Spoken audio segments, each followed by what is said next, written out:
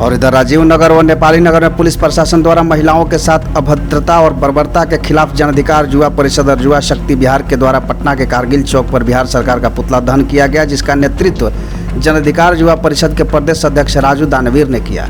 इस मौके पर उन्होंने बिहार सरकार और प्रशासन और लोकतंत्र का गला घोटने का आरोप लगाया। उन्होंने कहा कि बिहार की सरकार बुलडोजर नीति पर चलकर लोकतंत्र को कमजोर करने का काम कर रही है।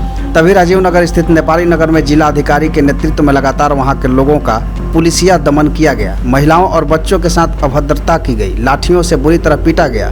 सरकार की इस हिटलरशाही की हम तीखी भर्त्सना करते हैं। उन्होंने कहा कि सोमवार जिस तरह से राजीव नगर में आदरणीय पप्पू यादव के साथ सरकार के बुलडोजर का मार झेल रही जनता के साथ शांतिपूर्ण धरना पर बैठे थे, उस वक्त सैकड़ों की संख्या में पुलिस ने दमनकारी नीति के तहत लाठीचार्ज किया। मजिस्ट्रेट और एसडीओ ने महिलाओं को अभद्र व भद्दी गालियां दी और लाठी चलाई। इससे लोगों में भय का माहौल है। उन्होंने कहा कि हमारे राष्ट्रीय अध्यक्ष पप्पू यादव लगातार राजीव नगर और नेपाली नगर के लिए संघर्ष कर रहे थे। उन्होंने उनके अधिकार के लिए दिन रात एक कर दिया। इस दौरान उन्होंने लाठी भी खाई और उनका पैर भी फ्रैक्चर हो गया।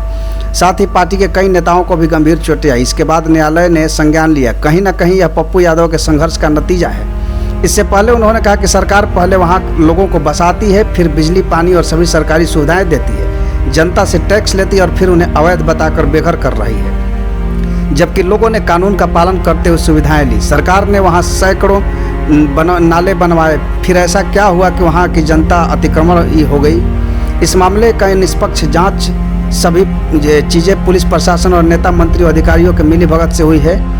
सबने फायदा लिया है। उन पर सबसे पहले कार्रवाई हो। अगर कोई घर टूटता है तो सरकार पहले उसकी वैकल्पिक व्यवस्था करे। 25 साल से जिन लोगों का प्रशासन ने बसाया और मंत्री अपने नेम प्लेट के साथ सरकारी योजनाओं का लागू करवा रहे थे, इसका जवाब भी जनता को देना चाहिए। देखिए, स्पष्ट है, राजीव नगर में स्थित नेपाली नगर में सरकार और प्रशासन द्वारा महिलाओं पर अभद्रता और बर्बरता जिस तरह से की गई है, उसके खिलाफ ये राज्यव्यापी पुतला दहन है, जिसमें अभी हम लोगों ने पुतला दहन किया है और इसमें कई मांगों को लेकर हम लोगों ने पुतला दहन किया है, जिसमें स्पष्ट है कि कहीं न कहीं राज्य सरकार और प्रशासन लोकतंत्र को गला घोट रही है, पुलिसिया दमन कर रही है। सोच लीजिए कि महिलाओं को जिस तरह से मारा गया, पीटा गया प्रशासन के द्वारा, जेंट्स प्रशासन के द्वारा, मजिस्ट्रेट खुद लाठी चलाया महिलाओं पर, और इससे बड़ी शर्म की बात नहीं हो सकती है। जितने भी राजीव नगर, नेपाली नगर में घर टूटे हैं, उन सभी को मुआवजा दीजिए और जितने घर टूटने वाले हैं उनके वैकल्पिक व्यवस्था भी कीजिए। और जो किसान का बिना मुआवजा के आपने अधिग्रहण किया है जमीन, उन सभी को मुआवजा दीजिए। हमारे नेता लगातार पिछले 4 दिनों से धरना कर रहे थे, संघर्ष कर रहे थे, उन पर भी लाठी चली। हमारे कई पदाधिकारी नेता भी घायल हुए हैं। आज उसी का देन है।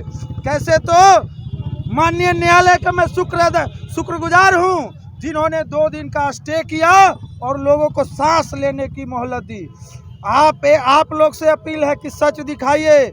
जाइए नेपाली नगर, राजीव नगर में क्या बीता हुआ है। सुबह से पानी नहीं है, बच्चे रो रहे हैं, बच्चे कलप रहे हैं, महिलाएं समझिए एक तरह से हार्ट अटैक लोगों में हो रहा है, कई लोग की मृत्यु भी हो चुकी है। हम ये चाह रहे हैं कि कैसा लोकतंत्र है। आप जब कहते हैं कि हमारे यहाँ सबको समान नज़रों से देखा जाता है, तो जब 25 साल से जिस जमीन पर मकान बन रहे थे, तो प्रशासन और पदाधिकारी कहाँ थे? ये लोग पैसे ले लेकर मकान बनवा रहे थे।